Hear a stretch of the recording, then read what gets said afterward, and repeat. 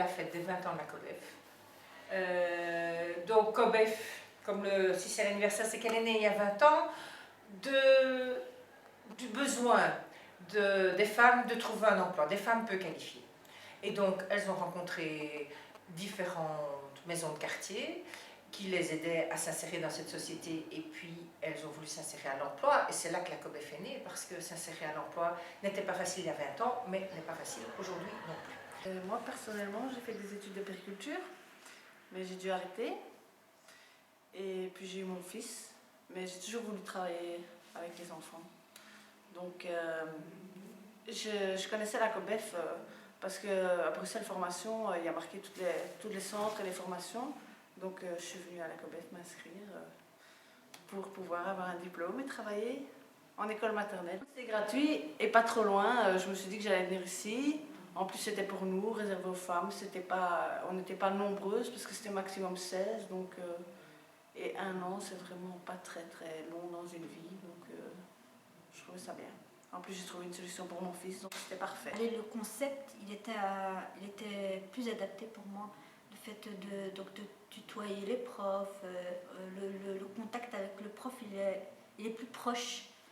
On se sent plus libre de parler, on se sent à l'aise, je sais pas, comme un peu à la maison, quoi.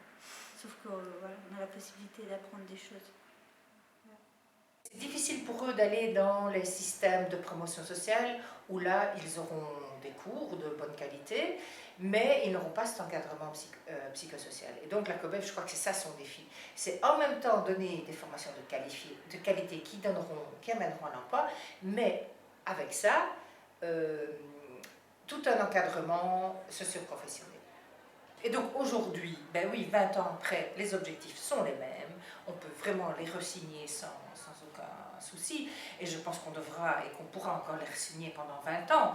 Parce que la société aujourd'hui, ben, elle n'est pas beaucoup plus facile que la société d'il y a 20 ans. Donc les femmes sont toujours précarisées sur le monde de l'emploi. Les solutions pour les gardes d'enfants, ben, on ne les a toujours pas trouvées. Les petits boulots, ben, il y en aura toujours, et ils ne sont pas toujours très valorisés. Donc tout ça, ben, il faut que des associations comme la nôtre travaillent à la valorisation des femmes peu qualifiées à l'emploi. En tout cas, ils font tout pour qu'on y arrive, et il y a des examens de repassage pour essayer de, voilà, s'il y en a qui n'y arrivent pas, on recommence, voilà. Le but ici, c'est vraiment qu'on y arrive. Il y a toujours une chance. Pour les personnes qui n'y arrivent pas, il y a toujours une chance et une possibilité de se rattraper. Ouais. Même s'ils se rendent compte qu'après un certain temps, on n'est pas fait pour ça ou que ça ne va vraiment pas, ils nous orientent vers autre chose. Mais c'est vrai qu'ils nous aident, ils nous accompagnent.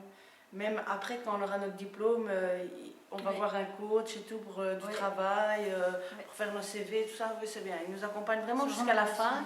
Et même par après, de temps en temps, ils demandent de nos nouvelles, encore quand on travaille dans le milieu. Franchement, c'est un bon accompagnement.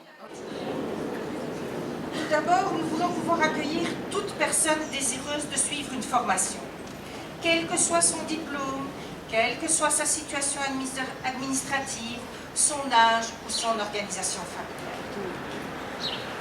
Nous voulons avoir le temps, l'important le temps, et les moyens pour pouvoir effectuer cet accueil, mais aussi pour pouvoir effectuer un meilleur accompagnement et un accompagnement après la formation. Ça fait maintenant 3 ans que nous avons mis en place une équipe Job Coaching qui n'est toujours pas financée non plus et qui fait un énorme travail plus grand chaque année.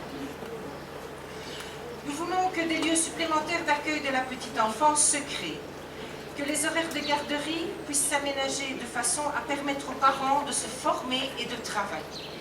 Comment une aide-soignante, comment une auxiliaire de l'enfance qui travaille dans une crèche pourra-t-elle à 3h15 aller chercher ses enfants à la sortie de l'école?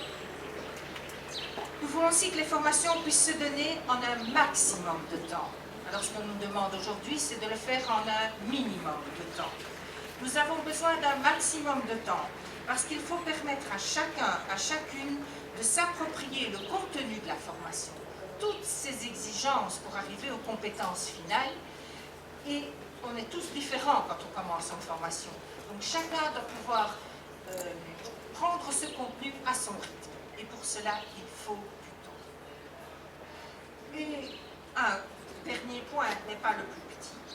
Nous voulons que nos formations donnent accès à un travail de qualité, rémunéré à sa juste valeur et qui déjoue les pièges de l'emploi.